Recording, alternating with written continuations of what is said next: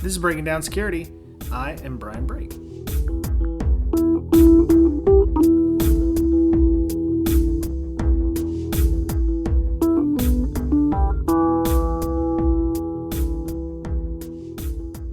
Welcome back, listener. Episode 2, year 2017. This is Brian and Mr. Betcher, and of course, Miss Berlin, as always. Hello.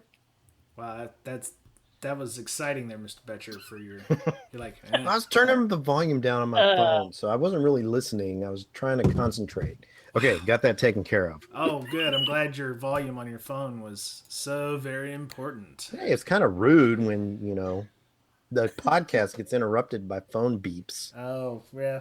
Please silence your cell phones now. One thing that I've learned, too, is that when you're up on stage speaking, even if your phone is on vibrate, don't put it on the podium. Oh, yeah. Comes over really great on recordings. Yes, I'm sure Adrian loves that. Yep. So, welcome back, everybody. What have y'all been doing this week? Working like a dog, man. Really? Bringing it every day. Well, Amanda, she's been on vacation all week. She's pretty much... How was ShmooCon? It was the awesomest thing ever, right? Technically, this podcast came out after you've been at ShmooCon. So. It was great. Yes, I loved the talks. They were the best. Right, and the thing with the guy was really... Yes, it was so enjoyable, the thing.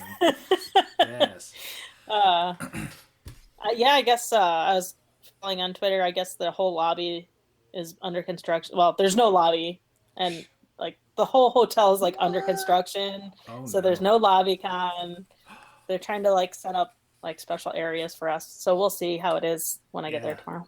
Wow. Okay, because I know of more than one person who went to ShmooCon, and it's probably fairly cold there right now. So it's not like you could do LobbyCon outside at the smoke pit, that kind of thing. Nope. Wow. And it is. Yeah. We'll see how it goes. Yes. Tell us about it next week. Right. Yes. I'm so confused. I don't even know where we're going. So I don't do well with time travel. Yeah, me neither. Yeah. My DeLorean's broke. So Mr. Betcher, is there been any new malware we need to worry about?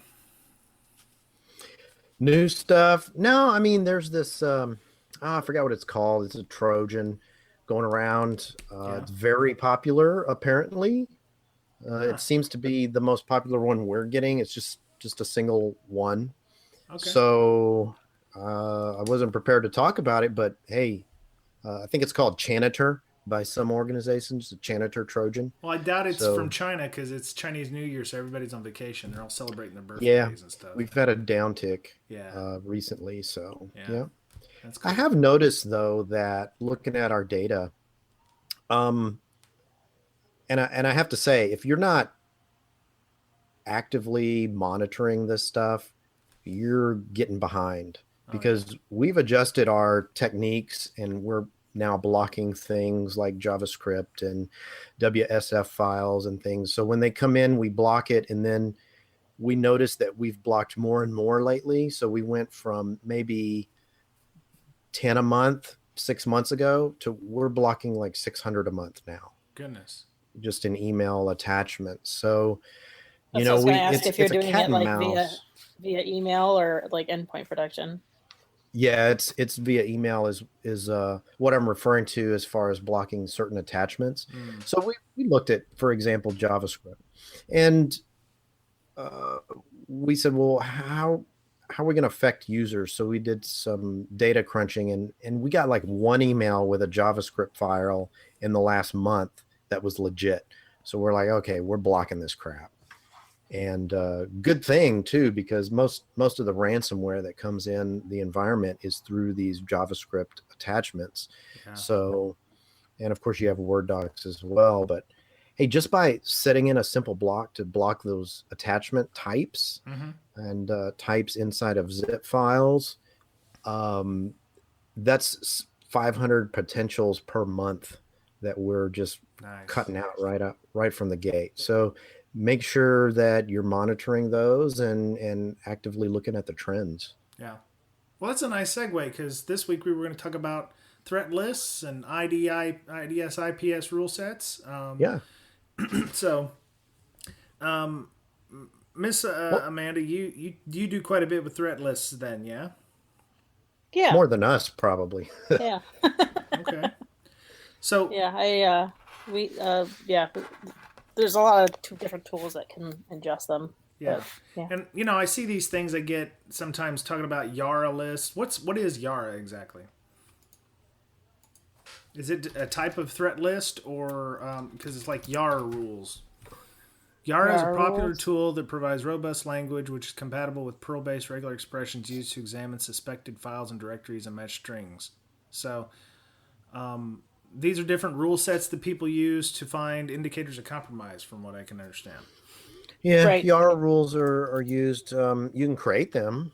I think Yeah. Mandiant has a Yara rule creating tool where you go and select. It's like a GUI where you can select, oh, I want this hash, or I want this file in this location, or I want this key in this area of the registry, things like that. And if any one of these match, and you can do like chaining ands and ors on all your rules.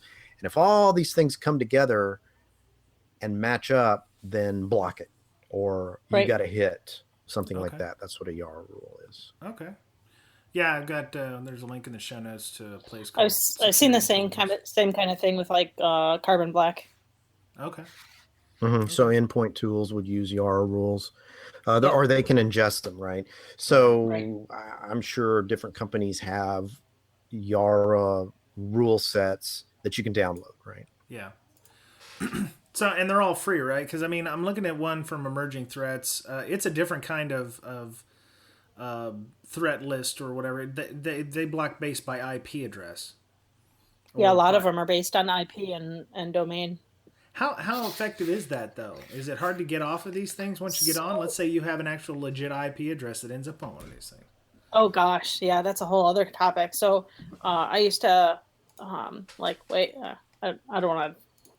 Now I feel old, but like, Back in my day. back in my day, Huh. I did, like ISP support. I was help like second level help desk ish kind of, and we would Uh-huh. help other mail admins fix their servers. Okay. Because some old lady calls us and her Thunderbird isn't getting this email anymore, and after we're done helping her with her modem strings, Yeah.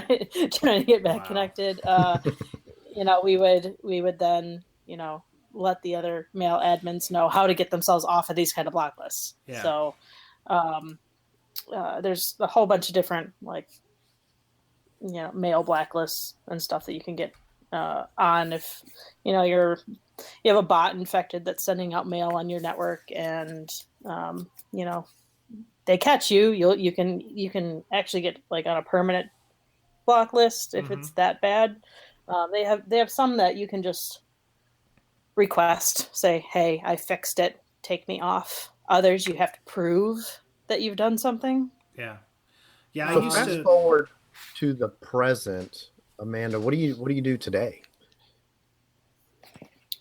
well, I don't do anything like that anymore, but as far as these lists go, Yeah. so we have a lot of customers that want to alert on any activity to do with these threat lists, which is a horrible idea. Um, So just not because, blocking, just alerting. yeah. So, if the end user goes to a website and it has, a callback on an ad that goes to one of these threat listed IPs, it's going to send off an alert. Mm-hmm. Hmm. And it happens all the time. And it's rare that you can set up, a bulk threat list to just alert on, Yeah. So especially the free ones that are out there. So if you're not a global company, it actually would make more sense to block based on, say, I don't know, Oh top yeah, level domain. So if you know that all of your people are U.S. Americans, you don't do any work in China, Russia, Botswana, anything like that, it just would do it by make more global. sense You can do at it by work. geo, like geo IP. GOI. Okay, so you would just block the whole AppNic range or whatever that they have. Right. Could you just block Yep. by .ru? Anything .ru is going to get blocked. Oh, sure. Okay. Yeah, definitely. But like I've had a couple people say that they don't do business in such and such country, but they do and they just don't know it. Yeah. Okay. They're like, "Oh my gosh, this application stopped working." Oh, that's because Yeah. the vendors in X, country or whatever. Yeah. But I think blocking by these, blocking at your firewall with these lists is a good idea, but alerting on them is probably not the best approach. Yeah. Well, yeah. I mean, you'd block silently. You wouldn't, or Yeah, like if a malicious ad somehow somebody opened a web page that was serving malicious content, not from that site, but cross origin or whatnot. Mhm. It would just be blocked by default. They wouldn't see the ad, and then you wouldn't be bothered with a freaking alert. Wouldn't it just be easier to make rules based on stuff that happens to your organization? So, if you've got a web server and your web logs are out there, and you can parse through your web logs, and if you notice this IP is trying to do some kind of weird HTTP request that's obviously some kind of cross-site scripting, could you use something like deny hosts or what's the other one that we use at work? I forget. You're getting into something like web app more, security. Yeah. Or more detailed. Like if you've got SSH running on your an exposed endpoint or something, and you've got IPs that are banging on it after so many wrong IP, you can or wrong attempts, you can blacklist that IP. Would that not be easier than taking these lists that are curated by somebody who gets things all over the globe and puts them in? Well, you got to have good firewall hygiene, and I think that would take care of a lot of that. No one would be able to bang on port 22 on this site if you blocked it at the firewall initially. Yeah. Right. If you don't have good firewall hygiene, then yeah, there needs to be some sort of an audit on your firewalls and to say, what is this IP talking out? Yeah. And if you find out that nothing on your DMZ should be talking outbound, then maybe you should put a rule in or find out what's talking out and nail that down first. Maybe somebody's got a rogue app somewhere that they were doing some testing on and it's calling outbound. You could be exfilling gigs of data and not even know it. Yeah. Were you thinking of fail to ban? Yes, failed to ban. Yes, that's the one we use at work. I've used deny hosts at home when I had an SSH server exposed because I was using it for. I may have been getting around web blocks at my previous workplaces, and I used it along with a squid proxy to get around certain things. Anyway, right. So these rules do they specify that so this IP address was like a known command and control? Or this one was doing Shodan searches for port 23. I mean, or do you want to set this up so that you're blocking both ingress and egress? So I've got this spam house or I've got this emerging threats list of 1,000 IPs. Do I want to block it incoming and outgoing so that I'm covering all my bases, or does it make the delineation between this was seen by Yahoo as the site that was being exfilling data to? I mean, is there a way to make that delineation, or is the delineation ever made that way? You're on mute, Amanda. Sorry. That'll get you every time. That's what I get for using the software button and switching tabs. That's okay. Yeah, so I think some of them categorize a little bit better than others when they, they'll tell you that, right? Like this is a botnet, or we've seen a certain type of activity coming from whatever. Mm-hmm. But a lot of them, I think, are community fed, especially the free ones. Okay. A good portion of the free ones. There's like industry standard threat lists that you can subscribe to also. Mm-hmm. So like if you're, healthcare, there's a specific healthcare one, and those types of things you have to pay for. Yeah. But I still don't know that they're worth what people pay. Yeah, it seems like that there's enough free ones out there that you are kind of ignorant to be paying unless they're curating it specifically from like who's that? We had Brian Engel on talking about from the retail CISC people, the Information Security Knowledge Centers, that they get specific threats, so they may not give that out to the free ones. So there may be additional IP addresses that you would see additional value from that because they'd be people in your industry vertical. So these free ones, you got to be careful. Like you got to think who contributes to them, right? Oh. Well, it's got to be community based or crowdsourced, whatever the catchphrase is, and probably 90% of people who use it are just going to leech, and 10% may be the ones that contribute. Are those contributions vetted, or whatever? Do I want to shut down Facebook, so I just add a Facebook IP? Yeah. Right. In some of these things, maybe I don't know. Maybe they have to have 5 different contributors that confirm the same IP address, and then they'd add it to the list. Not sure. I wouldn't put too much stock in the free ones though, just because I've seen malware command and control or download links put up on Amazon, and in 4 hours they're gone. Yeah. Yep. Yeah. So it's a constantly moving target. Yeah. Yep. And so, you mentioned that like 10% of the people probably submit to these lists. What type of person do you think actually submits? Is it the young and eager people that are like, I'm really, really helping out when I submit all these IP addresses? Or I don't know. I mean, what benefit do you have by contributing? I don't know. I've submitted bad URLs or malicious URLs to all the different browsers, and then a couple hours later I'd click on it and it would show a big red screen and say, hey, this is malicious.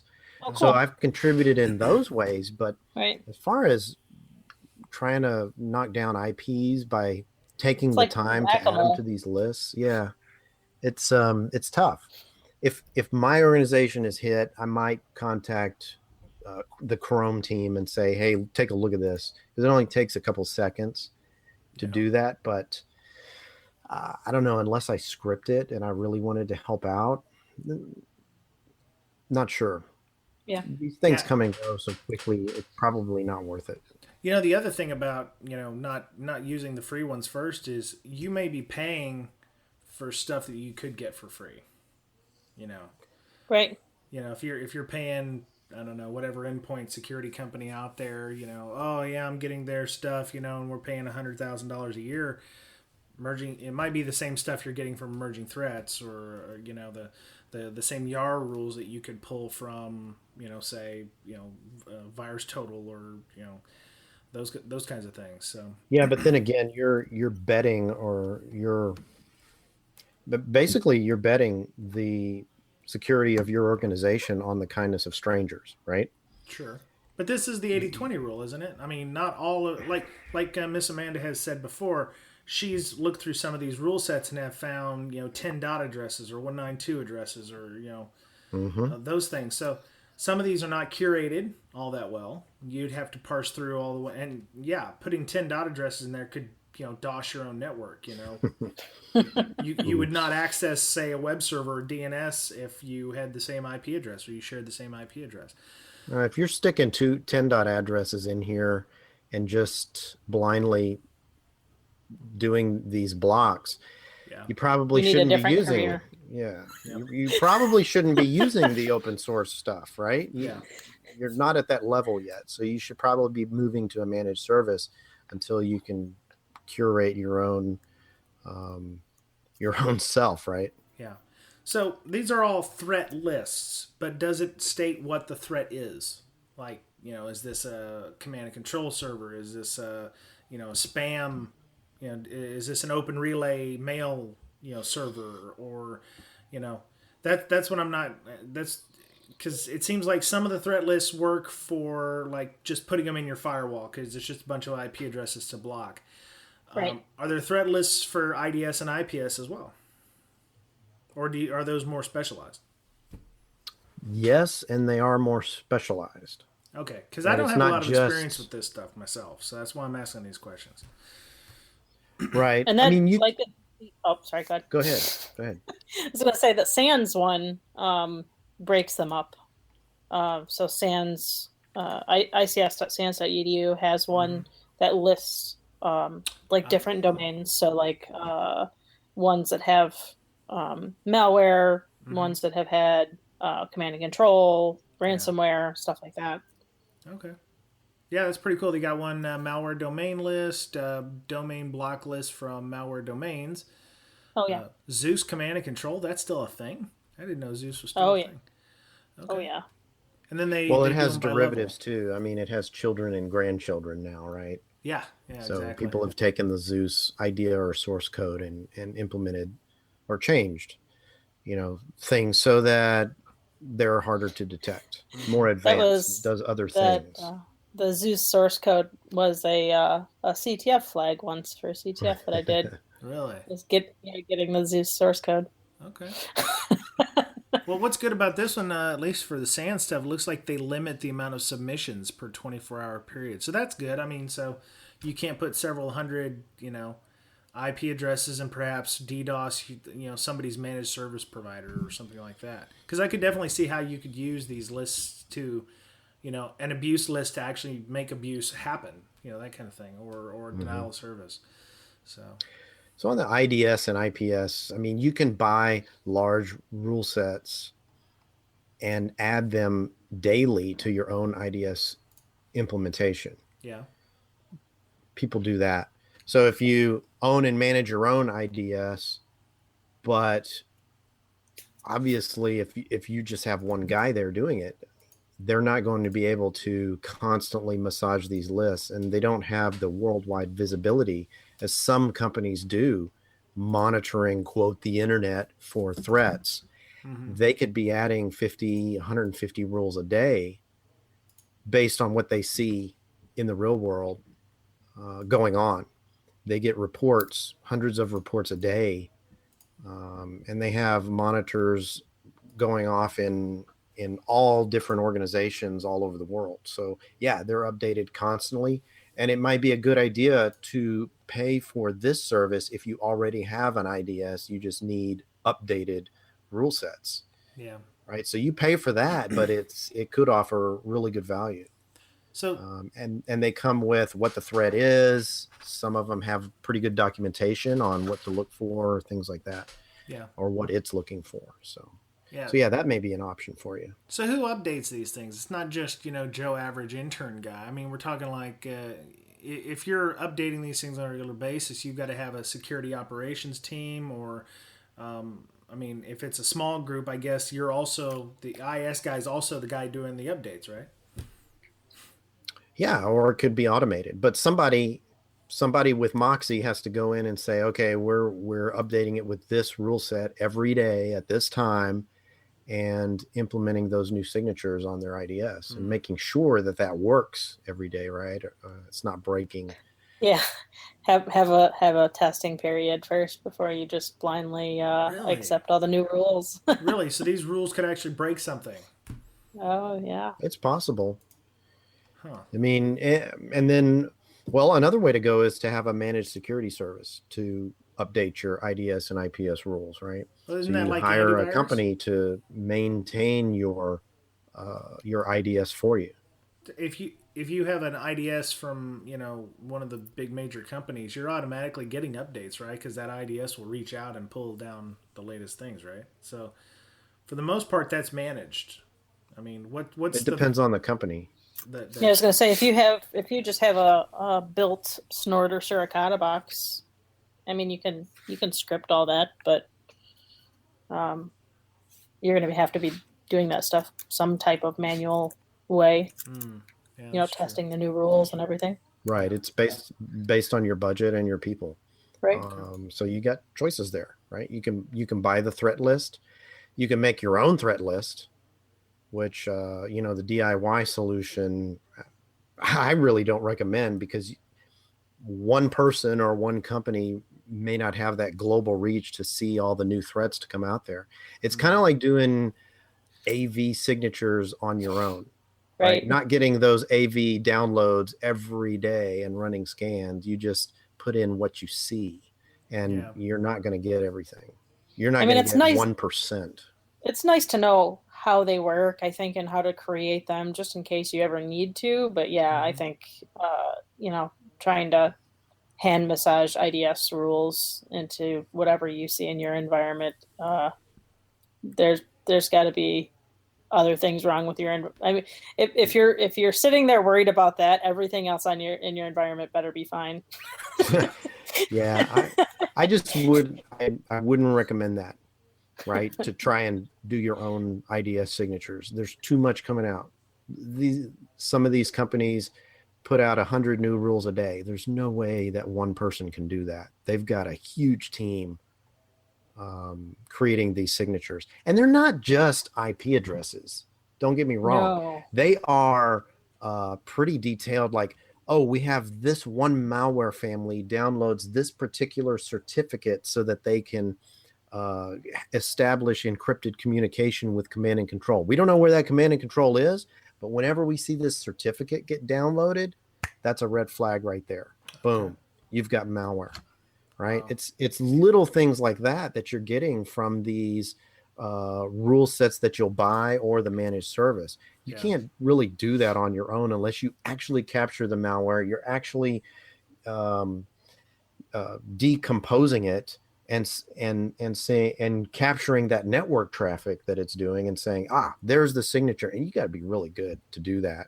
And you may get one of those. You may be able to come up with a security certificate snort signature in, I don't know, 4, 5, 6 hours. You finally get it knocked out.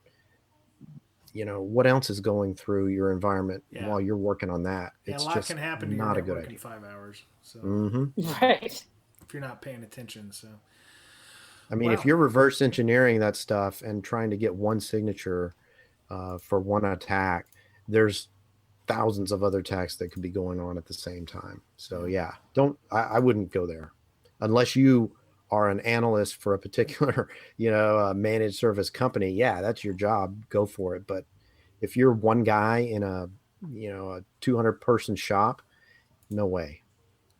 Oh, very cool. Okay. So for those folks out there that are using those things, it's just, remember that they're not I hate to say silver bullet, but they're not something that you can just set and forget. They have to be curated. They have to be maintained. They have to be, still useful, because what indicator of compromise or what IP work, you were getting Zeus command and control traffic sent from one day will not be the same the next day, or right. And also, if you think you can hire a managed service provider and just say, okay, we're good. Yeah. You might be shooting yourself in the foot. Always be testing your managed service provider, right?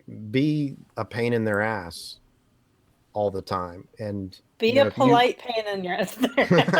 and they may appreciate it, right? Yeah, I mean, I have I'm in charge of a good handful of different kinds of customers that, some of them have us as a managed service provider, and just for that checkbox, we manage their IDS, we give them a SIM, it's done. They don't care to test. They don't want a proof of concept on any alerts. They don't want anything from us other than a bill.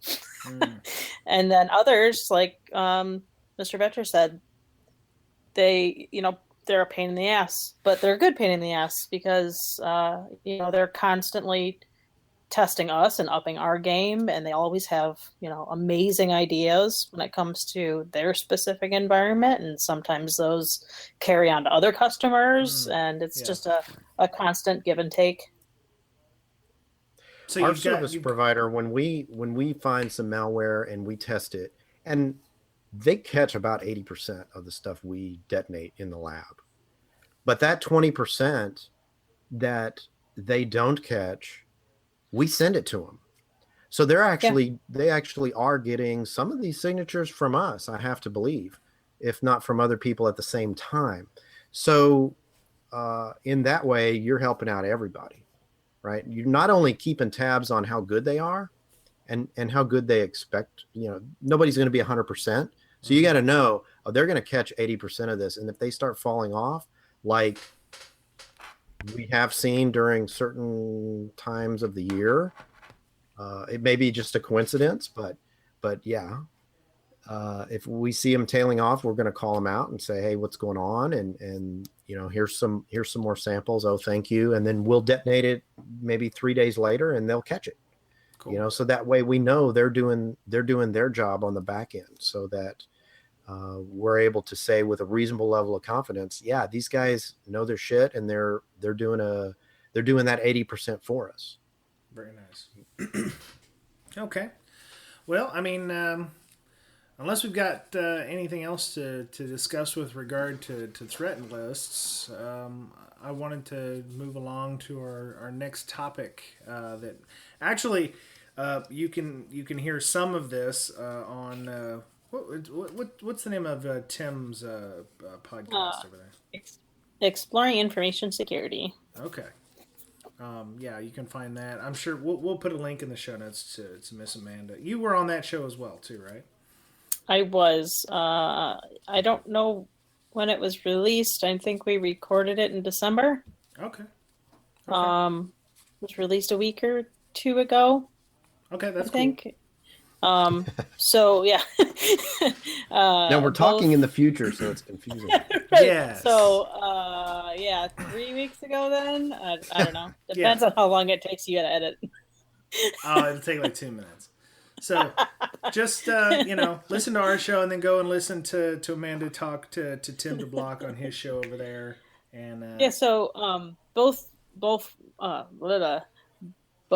Wolfgang Gorlick and I were on the second part of he had like a mentoring 2-part podcast. Okay. So the first was on being a good mentor, and the second was being a good mentee. Okay. So it's kind of a twofer. But... Okay, and you said there were some things that you didn't get to in one part. So yeah, I got really ranty. Oh, really? What? Yeah. No. Right, no. Right. All right, so let me ask a question. How many of you, raise your hands, have ever been a mentor? I kind of fell into it. Wait, Miss Betch, you've been a mentor? Who you mentor? You said have never been. Oh, I said. And for the listening audience, all three of us have raised our hands. Well, it took me a little longer because I was still in shock, but I think everybody mentors at some point in their lives. And should. Yeah, and I think you fall into it. Like, people will ask you questions, and for some reason they think that because I have a podcast, I know what the hell I'm talking about. Right. So they'll seek out and ask advice about things, and I'm like, I don't know, bro. I just know what works for me. I was a mentor for Mr. Betcher. He got a CISP. I actually took him under my rather large wing here. Say what? You told him to do that? It was a thing. He had to get it. So. Oh, okay. It was for work, but I put him under my rather large wing here, and guided he got it on the first try, so he did really well. Sweet. Yeah. So let me ask you something. We talked before the podcast, and I asked Miss Amanda how many times she had mentored somebody, and she said she was about 1 for 5. So let me ask you something. Does that make you a good mentor or a bad mentor? Good, of course. So you're the best mentor you know. Yes. You have high standards. 20% survive. Yes. The rest of them, no, they just quit InfoSec altogether.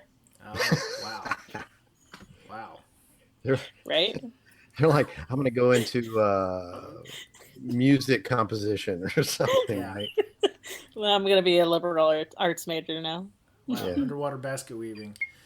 So, right. Which is hard in its own way. So let me ask you something. You said you've had about 5 people that you've tried to mentee about. I'm not you know I'm not sure you I was had. just guessing. Yeah, you Yeah, were because just I mean guessing. they were all different levels as well. Okay, so let me ask you that question. So for the one that you thought did really well, because you said you had about one, what made it so that it was that way? I mean, how did that mentee work where the other ones may not have worked as well? Um, just I think more of it's the constant communication Uh huh. and um uh we go to a lot of the same events. Mm. Whenever, there's a CTF going on, we'll bounce ideas off of each other and Is you it know, necessary for you to work at the same company? I haven't worked at the same company with any of them. Okay. Okay. Yep. Because I wondered if the closeness or the ability to walk down the hallway and ask that question it would be important. No, I don't live near anybody, so I never have that luxury. Oh, okay. Right on. It'd probably be a good idea if you're looking for a mentor to find someone outside your company, Really? or at Yes. least outside your group, Okay. right? In another division of the company. Okay. Unless you've just started. If you've just started, that's different. They can mentor you in your job. But if you want to learn about things that don't have to do with maybe your day-to-day work, Mm-hmm. um, because let's see here, one of them was a sysadmin. One just did like programming and vulnerability assessments. Mm-hmm. One was a student, just not really knowing where to go with it. So like, they didn't do what I did. Yeah. Okay. So for for me, I always tried to find people that would be where I wanted to be. So um, Yes. I wanted to move at one point into doing more management stuff. So I tried to reach out to people who were managers. Now I'm thinking about, well, maybe I could try to do more technical stuff. So I reached out to people who are more technical. Um, it I actually have a couple of mentors that I reach out to for questions, but I always find it's good to do my homework in terms of googling things and questions about career advice Before before you, I go to yeah, them, so I have kind of an exactly. idea of where they might have me go. But I think I use my mentors more for validation that the research that I had was in fact true. And I sometimes I think get that's different great answers. Some things are slightly off, but for the most part, yeah. because all right, so I think that's the perfect way to approach as a mentee to a mentor because their time's valuable, your Mm-hmm. time's valuable. Yeah. Nobody wants, why should you go and ask them something that they're just going to tell you to Google yourself? Yeah. Once you get stuck, that's what your mentor's for. Sure. Okay. If you are reading as much as you can and it's just not sinking in, Mm-hmm. I have that problem a lot. So if it's something new, like I'm trying to learn Python, um, and it just does not come naturally to me. Mm-hmm. Like a lot of tech things do, and programming just does not.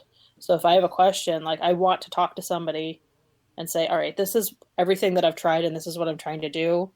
What like what am I missing?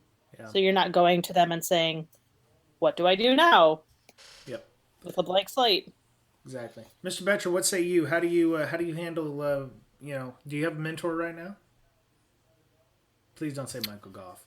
Please don't say Michael Goff. No, not He's a really. punk. I'm changed like directions with the business and stuff like that. So I'm focused on bringing my A game every day to my job and to when I get home coding. Mm-hmm. So, right now I don't have the need for a mentor in that respect, Sure. but as like the business starts going forward, I might. Like Yeah. maybe somebody's real good in marketing or something. How do I market this thing, right, that I've created? The world is your mentor. Find Yeah, I find an mean, MBA or somebody like that who's knows how to run a business and you know talk about some yeah, pitfalls, or that kind of thing. entrepreneur, something that is a successful entrepreneur. Yeah. So yeah, not right now, but I like the list Amanda came up with, for um, mentors, right? Set Okay. expectations and boundaries, right? You have to be upfront with people that approach you. Like, if you don't want to be bothered on weekends, just tell them I don't want to be bothered on weekends. You can get with me in this method, text me or whatnot, Yeah. send me an email, but never call me. Yeah. I hate phone calls, Well, the things like that. number one really sets what 2 through 7 are going to be, because it's like Right. if you go to bed at 9 p.m. at night in Pacific time and your mentee is in the Eastern time zone, I better not be getting a phone call at 3 a.m. my time, just as that person's waking up, going, "Hey, what should I do?" Right. Respect time zones, respect sleepy time, because grumpy mentor. It's very important. That's right. So, finding a good fit. What does that mean? I mean, can anybody be a good fit for a mentee? For a you could be my mentor. Does that necessarily make you a good fit, though? I mean, you have to get along with them first off. Do you have to? I mean, You should. I mean, I don't mean being strictly it makes it antagonistic. easier. Yeah, I mean, I don't mean strictly antagonistic, but I mean, if that person has skills and you don't necessarily like the way they do other things, there's ways you can learn from them and still not necessarily want to, But would hang you out with want them. that to be a structured mentorship? I think there are structured mentorships, right? I mean, Yeah, but would you want that with somebody that you really don't like? I guess that would determine the mentee's expectation of the mentor, and whether or not the guy wants to take the time, if he is, not happily, enjoying your company. Right. Yeah. I mean, I think there's still ways you can learn from anybody, even if you're not thrilled with who they are. Oh, sure. I've learned from some real assholes before. Explicit tag set at. Sorry. No, it's okay. It's almost 11 here. I That means I'm understand. allowed to say. No, that's cool. All My right, kids so are in bed. But it's it's going to be emotionally challenging for the mentor if the mentee is not a good fit for them. true. That Because too. you're spending your time, Yeah. you're trying to help them, and they're just being an ass, or they're they don't listen, Yeah. or any number of things could just be a turnoff Speaking for a of mentor. listening, So yeah, you so it says be an active listener. What does that necessarily mean? I mean, is it like drop everything, concentrate on the person at the time?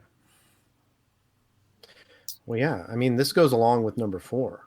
Keep open communication, because communicating is what the listener does.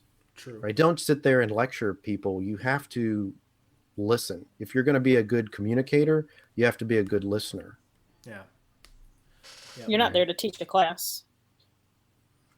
That's They're true. coming to you because they respect you. They they want to be you ultimately. Yeah. So it's important to listen. Okay. So schedule time. So I mean, that could be something as simple as lunch, or finding 5 minutes, or carpooling together from work to home. I would recommend, if the first time you engage for a mentor, to buy them lunch. I think that's probably the best way to start. That is a good idea. It doesn't have to be Ruth's Chris or whatever, but it doesn't have to be McDonald's either. Find a nice. I mean, I could go for a good steak. Just saying. Okay. Yeah. For any potential mentees out there listening, I like Steak and taters wouldn't go amiss. steak containers. Yeah. Because the idea is it's supposed to be, like you said, scheduling time. The time has to be, useful. All of this is going to set up. You're going to schedule the time. You're going to set your expectations during like the first meetings or so. You know, along at number 6, you're going to create homework. So the mentor is going to say, okay, what do you want to get out of this? Here's what I think you should go look at because you want to be the best sysadmin ever. You know, maybe you want to go look at this, listen to these podcasts, you know, read this book, that kind of thing. So what would the homework be like? Come back to me with some idea of where you want to be in 6 months. Are you talking like goals? Yeah, so I think it could be all of that. So, you know, goals and what they're looking forward to, things that they want to learn, to, you know, podcasts to listen to, books to read, blogs to read. I've created like lab-ish homework before for stuff. Yeah. And, you know, for them to complete, right? Because, I mean, if they're not going to school and they don't really know exactly where to start, you can say, oh, well, go capture some packets and tell me what you found. Yeah, that's a good one. You know, that kind of thing. You know, go set up Snort and write a rule that captures this. Depending on what their level is. Do you think the mentor-mentee relationship sometimes gets confused for like the guy who needs a job, so he tries to woo someone to bring him in? That's possible. I've had that happen before, when in fact it didn't need to happen that way, because the guy was like super smart already and he got his own stuff, but it just seems like that it was being used as more of a networking opportunity than a mentor-mentee kind of thing. And that's a different kind of relationship, just, you know, the networking meetup or whatever. Because right. I think in the end, the mentor is supposed to get as much out of it from the mentee. The mentor is supposed to learn from the mentee just as much as the mentee is supposed to learn from the mentor. For sure. I mean, even if it's patience. Yeah. Yeah. Because, you know, if you're trying to create homework, you have to understand what the person needs. So you have to ask questions yourself.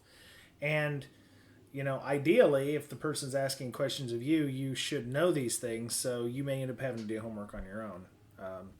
Yeah, for sure. Know, to give back to the mentee and go, okay, here's what you should be looking at. So I always go by, I can't remember who told me this, but if you could not easily explain something to someone, you don't know it well enough. Oh, I seem to remember. Yes, that was a very Something inspiring like that. quote from someone that I can't remember either. Thank you. Yes. Thank you. Yeah, Yes. I don't know. We'll just say Amanda Berlin made it up, so it's cool. Right. Yeah. Original quote, right? That's for right. me. Original quote. Yeah. Stolen from the internet. So you've got a lot of the same things on the mentees that you have on the mentors. Find a good fit. You know, put forth effort. Well, I guess that, you know, I would hope that means, you know, that you're wanting to make this a thing. How long should the mentor-mentee relationship last? I mean, that's however long they want. I mean, it could be months to years, I guess. Like I still have until you hire them. Mentors until you hire them. I still have mentors, like people that I've looked up to since I started in tech that I learn from consistently. Yeah. You know, whether it's InfoSec or not, like they're just I like picking my mentors for their personality as well, so I can try and learn other things from them. Yeah. So let's say that you have not done any of these 7 things and you find that it's a poisonous relationship. How do you, how do you let them down? I mean, it's almost like breaking up with a girlfriend or something. You know, it's not you, it's me. I have to be a better me before I'm a better we. You know. Don't ask me. I'm bad about that stuff. You just do the fade away. You just. Kinda... I do the fade away. Great. Because I feel like with anything ever going bad in my life, if I just ignore it long enough, it goes away. Wow. Which worked really well in my marriage. Oh, look, this is not the psychology couch, okay? Those kinds of people get $300 an hour for this kind of stuff, all right? Is it hot in here? Yeah, I know. It just got real uncomfortable. Ugh, great. I should have warned you guys first. No, it's okay. It's okay. Mr. Betcher, what do you do? What do you do for mentors? How do you handle your mentors? Or mentees, I mean. Well, I mean, if they give you an assignment, they're doing it because they believe that it would be valuable for you. And keep in mind, they're your mentor. They, in essence, have the knowledge that you don't, so that you can take a step forward in your career, right? And be that person. Yeah. You may choose a mentor that's 2 levels up from you. That's great. Yeah. But don't take that relationship lightly. And if they tell you, look, I read this book, I think it's really great, I recommend it, you damn well better read that book before you talk to them again. Yeah. And be ready to talk about it too, because they feel that it's important enough to give to you, to say, hey, I found this valuable, you might too. I would at least read it. If I get no value out of it, that's fine. I can still have a conversation about it. But it's more likely the case that you will, or that I will get value out of it, and really, bring your A game, right? When you see your mentor, or when you're working on the things that they have you work on, no matter what it is. Yep. Take it seriously. Yep. Because it's volunteer time for them. I find that's one of the hardest things to get from a mentee. What? Return on investment? The hard work and investment in the relationship, or whatever you want to call it. Well, let's talk about that. Doesn't that come under a good fit? There are very few, if not any, people in the world today that have been very successful that have not put in hard work. Sure. But yep. Like I said, it is. If you're not working hard, then I'm sorry. Yeah. It's not going to matter what you have as a mentor, or who you have as a mentor. It's never going to matter if you don't actually do the work yourself. Yeah. Yeah. I mean, is it just an example, like you said, they don't want to put in the time and effort? I mean, is that something you should be upfront with them about in the beginning? It's like, if I see you're not doing this, then, I'm just gonna have to absolve myself of you, and, we're just gonna have to part ways. I mean, I'm not talking like put up contract and, like go down to the, notary and stuff, but I mean, there should be some kind of social contract in place to say, you need to do X, Y, and Z for you to get anything out of this. Otherwise it's going to fail. Right. I mean, and there are different levels of mentorship too, right? Like I like that structured version. I've always really enjoyed having, the structure, so I know exactly what's expected of me, and telling others what's expected of them. But then there's others, like just real casual, hey, if I need an ear or an extra eye on something, can I ask you a question? Yeah. Yeah. Like I've had those too. Yep. Yeah, we get that a lot on the podcast. People email us, bds.podcast@gmail.com. Hey, you guys, your podcast is awesome. I really enjoy listening to it. I have a question because I've been a sysadmin and I'm trying to break into InfoSec. What is some of the ways that, it's very, very casual in many respects for us. And then I've got some folks around here that, I've met through CSEC East that are like, hey, I want to get better at, doing vulnerability management or something. What are, some of the tips? And, we go and have lunch, and mine are fairly short term. I haven't had any that have lasted for a really long time. I don't know how to, I don't know. I don't think I have that much in the tank to be able to put out that much, I will say I have tried to have a mentor once that said, I don't answer a lot of email, and, you're probably just going to have to catch me, when I'm in town to talk about things. And I don't do well. He said, you can call me any time of the night because I have insomnia, but yeah, a lot of it is just going to be on you. And I'm like, oh, okay. So I think Mr. Britcher knows who I'm talking about. So yeah, so what's this at the bottom? Mentoring frameworks. Is that a Yeah, I saw the other day on Twitter somebody was coming up with a mentoring framework. I okay? can find it again, but I Yeah. know. Do you know Jimmy Vo? Yes, Mr. Vo. Yeah. Okay, I know him and somebody else was working on it.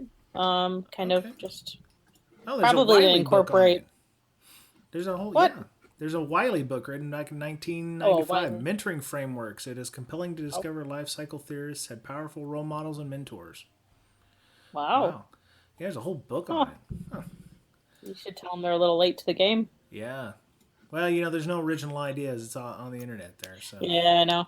key to successful mentoring programs. Wow, yeah, there's a bunch of stuff. Okay. Well, I mean, I can add some of these things into the show notes as well. Hopefully, somebody will get something out of them. There you go. Instant mentoring. Boom. Just add water. Just add copy paste. So, well, This is a great one-way mentoring. Is the podcast. yeah, there you go. And yeah, people do say that we actually influence people to do things every week. So go out and get some of them IDS rules and start All right. curating them and make that a thing. Go help your SecOps people. Curate those messages and get them into firewalls and such. So, well, I guess that's it for this week, right? Everybody's good. Do we have any other parting thoughts or parting shots across the bow here? Nope. Miss Amanda wants more mentees, so send all your. No, I'm tapped. Just remember, folks, communication is what the listener does. What? Oh, that's deep. Whoa. Wow. Hey, I said Can that we name already. the Did you not? Yeah. Mind blown. I don't know. Just the way you said it. We should name this episode of the podcast that. Go for it. Bet you want to have a podcast. No. We'll figure something out. All right, so shout outs. We have one link in the show notes. We're going to add Miss Hannelore on our Slack channel. Has a fantastically long podcast list that she listens to. So we added that to the bottom of the list. There's a bunch of really interesting podcasts in there. Some of them educational, some of them not. But yeah, it's that'll be a link for the week. We'll call that the link of the week or whatever. I don't know if that'll be a permanent thing, but yeah, Miss Hannelore's quite the contributor to our Slack channel, so it's awesome she's on there. So, Miss Berlin, ladies first. How would people get a hold of you if they wanted to discuss items on the show, or track you down for possible mentor opportunities, or maybe they want you to be their mentee? Slack and Twitter is the best. So BreakSec has a Slack channel. What is it? BreakSec. Signup.team. Signup.team. Yes. And Twitter, both are at InfoSyster. INFOSYSTIR. TIR. Okay. All right. Mr. Betcher, if people wanted to reach out and, if they want to learn about, blowing malware up in sandboxes and learning how to be a better, coder, developer, or one-man developing team, how would they go about doing that?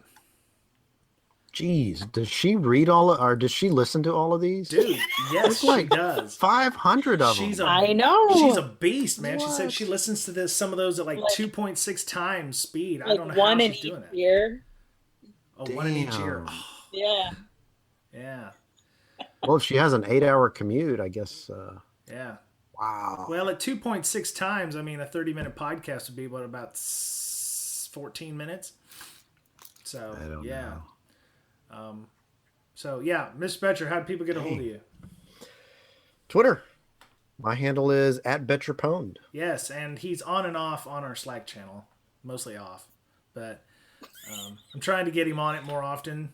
He's going to run one of our book clubs in the near future, I have a feeling, so we're going to make that a thing. So we'll do something on malware. We'll take one of the malware books and do one of those. So you can follow me at Brian Brake, BRYAN BRAKE. You can also follow our official BreakSec podcast Twitter at BreakSec, BRAKESEC. I mentioned the Slack channel, breaksec.signup.team. It's https breaksec.signup.team. We have about 150 people in there, and we're always on. We have people from all over the world, so even if you're in England or Australia, we've got several people from. We got a couple people from Finland. We'd like you to come on. Predominantly English, but I think Tyler did spit some French at me the other day, so that was pretty cool. I was telling people I was learning French on Duolingo. So, Hack in the Box is still going on. You can go to their website, Amsterdam, from I think 10 to 14 May. Oof, I want to get that right. Hack in the Box. If you sign up for tickets. You can go to that. It's going to be in Amsterdam. That's right. And I'm just double checking dates. So we have a Patreon as well. It's we believe in the value for value model. So if you are interested in supporting our show, you can do it for as little as $1 an episode. So 36th floor. Wow. What is? Hack in the Box. Yeah. When's the dates? I'm looking. You're killing me. It doesn't say on the homepage. You're killing me, though. Yeah. Great. I'm gonna have to. I think you hit it in the last show notes. Yes, I did. Thank you. What would I do without you? Cry in the corner. Yes. Balled up. That's what you do with me too. Yes. Previously Cry in the corner. published. Okay. So, April 10th or 14th? Yeah, 10th through the 14th. Right? Okay. So now that we've gotten all that straightened out, when you buy a ticket, you can get a 10% discount by typing in Breaking Security. April 10th through 14th, April 2017, not May. So May would be even lovelier in Amsterdam, but this is April. So yeah, you can get 10% discount by using Breaking Security.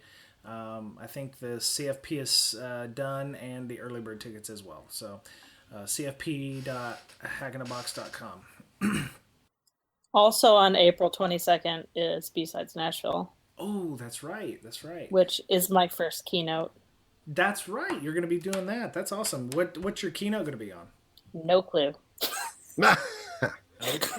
Well, we trust you. I don't know. The derp is still going on with the media, so What happened to that zero trust model that we keep talking about? There you go. Yeah. In security. Yep. There's still some tickets available for B-Side Seattle as well, so you can come up here and meet some people. I do want to go to Seattle. Hey, there you go. It's I think they're like $15 for a ticket, so you can get up here and. Except my flight's like $800. Oh well, if you'd got accepted for a talk, they might have been able to help you out there.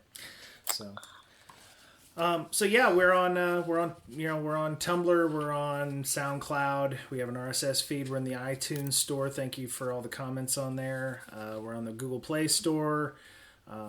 Yeah, like I said, the value for value model, we love that.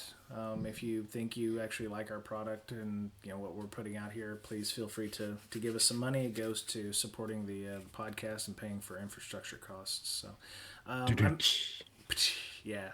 Please, sir, may I have some more? Anyway, well, that was it for this week on Breakdown Security.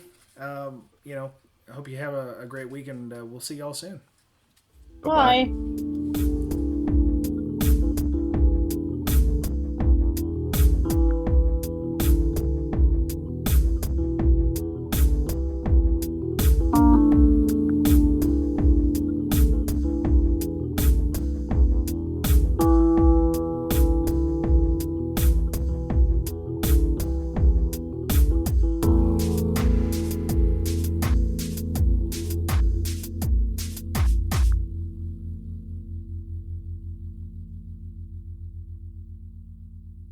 And we're done.